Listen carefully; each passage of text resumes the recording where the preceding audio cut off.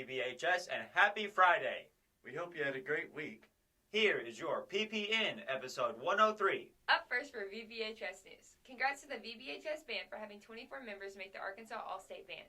This is an amazing achievement for all these students. More congrats are in order. Senior Ben Cantrell just received news that he is a National Merit Scholar. He's one of 100 students in Arkansas to receive this. Don't forget, the Winter Dance has been rescheduled for next Saturday. And lastly, the VBHS History Club is sponsoring a History Spirit Week from February 21st to February 25th. Everyone school-wide is encouraged to participate in dress-up days. Monday will be Era of Change. Tuesday will be Vintage High School. Wednesday will be the Roaring Twenties. Thursday will be Steampunk. And Friday will be Y2K. We can't wait to see your student subs. Now here's your VBHS sports coverage. Welcome back to sports. A huge congratulations to our Pointer Wrestling team for winning the 5A Dual State Championship by defeating Greenwood 39-31. Congrats on another state championship here at VBHS. The Lady Pointers had a big win over Mountain Home last Friday, with the final score being 51-48. Girls State Wrestling was yesterday, and Boys State Wrestling starts today. JROTC has a competition today and tomorrow at Fort Chaffee. Baseball has their first game Tuesday at Rogers. Boys and girls basketball defeated Alma Tuesday at home, with the girls' score being 47-36 and the boys being 60-53. Basketball travels to Valonia tonight and hosts Siloam Springs Tuesday for senior night. See you next week! The number of daily COVID cases in the U.S. has fallen more than 75% from the January peak, and hospitalizations have fallen 40%. New York State will drop its indoor mask mandate this week. Speaking of New York, the city fired 1,430 employees, less than 1% of the workforce, for not complying with its vaccine mandate. Democratic governors elsewhere have also relaxed rules after election scares prompted them to hear our voters' frustrations. Illinois, Massachusetts, and Rhode Island joined other Democratic-leaning states lifting mask mandates. Polls show that Americans' desire for normalcy is starting to outweigh their virus worries, the Times' Nate Cohn explains. As states lift mask mandates, more power around COVID restrictions will shift to local government, which will need to decide what's best for the communities. New York City, for example, is keeping its vaccination requirements for indoor settings in place for now. Los Angeles County is keeping the mask mandate despite the mask move to lift it. Denmark, which is highly vaccinated and boosted, has lifted all of its COVID restrictions. Prime Minister Boris Johnson outlined plans to lift England's remaining restrictions within weeks. And while we're talking about COVID, the FDA delayed its decision on whether to authorize COVID vaccinations for children under 5. The Consumer Price Index, which is used to measure inflation in the U.S. economy, popped 7.5% in January for its fastest annual growth rate in 40 years. Inflation also shows no signs of letting up, increasing 0.6% on its monthly basis. Both readings came in higher than the forecast. The average U.S. household is spending an extra $276 a month due to inflation, according to a Moody's analysis. So save your pennies, kids. Climate change continues to demand our attention, and the GE recognizes how challenges these are facing our planet.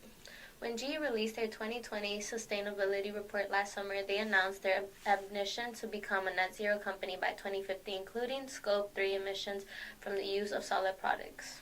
That's all in addition to their commitment to making their own operation carbon neutral by 2030. Is it hand in hand? The Western mega drought is mega bad. So bad, in fact, that a new study found that over the last 2 decades, the western U.S. and northern Mexico have been experiencing their driest period. One manifestation of that, 2 of the largest reservoirs in the U.S., Lake Mead and Lake Powell, are down to 1/3 of their capacity. No diving signs. Coming soon. The researchers attributed about 1/5 of the drought to human-caused climate change. More big headlines. The CIA is being accused of spying on Americans. In a newly declassified letter, 2 Democratic senators asked the agency to spill the beans on a secret mass surveillance program that allegedly collected some records on America. The CIA responded by saying that the program was focused on the activities of foreign governments and foreign nationals. But the letter has revived the decades-long debate over U.S. intelligence agencies' surveillance of its own citizens. Speaking of spying, Meta, the new name of Facebook, sued in Texas over facial recognition.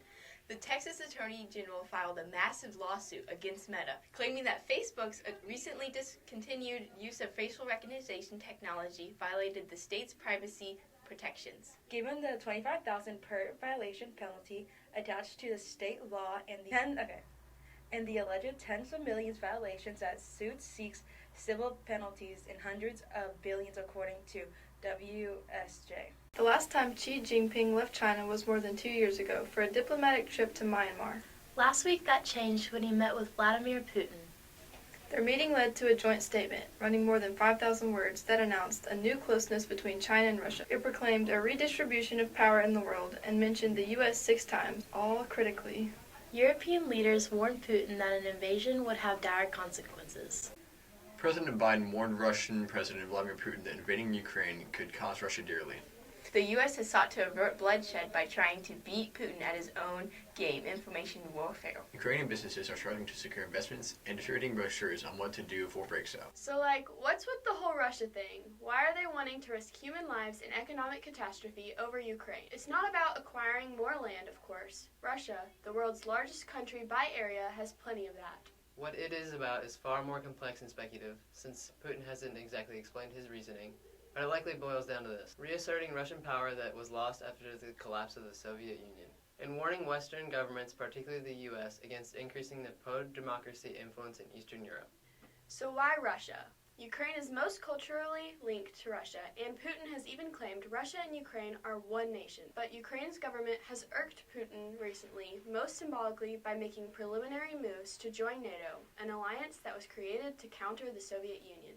Currently, one of Russia's top demands of the U.S. is a commitment that Ukraine will never join NATO. The stakes are unbelievably high, not just for Ukraine, but for Europe in general. If Russia were to invade Ukraine, Europeans would suddenly be living in a world where Russia would have a claim to intervene anywhere in its near, abroad, or even beyond, anytime it felt important interests were at stake.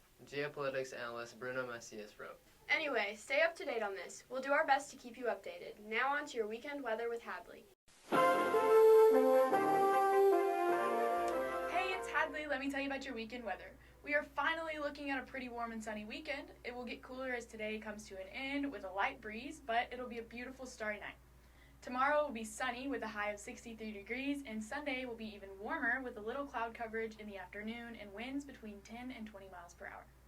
Not a whole lot going on in world weather this week, but Cyclone Bastiri in Madagascar hit last week, killing over 20 people and leaving thousands without homes. Not to mention the country was still recovering from Tropical Storm Anna when the cyclone hit.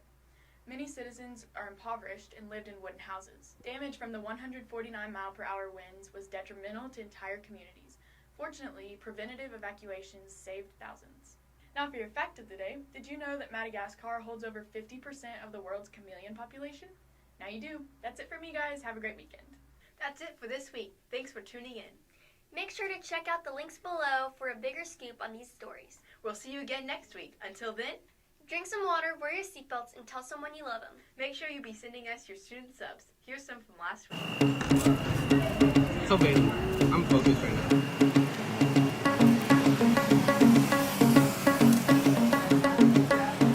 It's one wicked road, you gonna make it right. You found your way to go, you gonna take that ride. No matter way too long, no matter way too right. You gotta wait too long to run away tonight.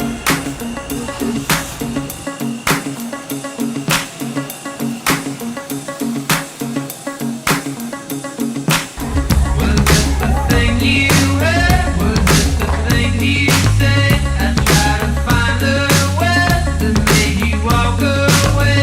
The miles are way too long, the stars are way too bright. You gotta wait too long to run away tonight. I think that's my favorite song. I need to get copyrighted. You're not scrolling. You're still not scrolling. You're still not scrolling.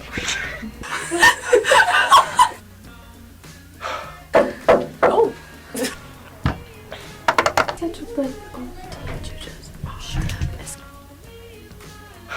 No.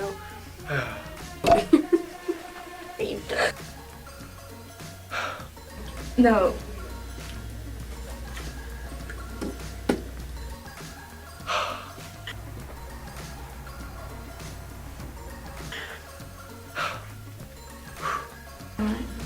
Okay, Merry Christmas. Officials told Roughly 4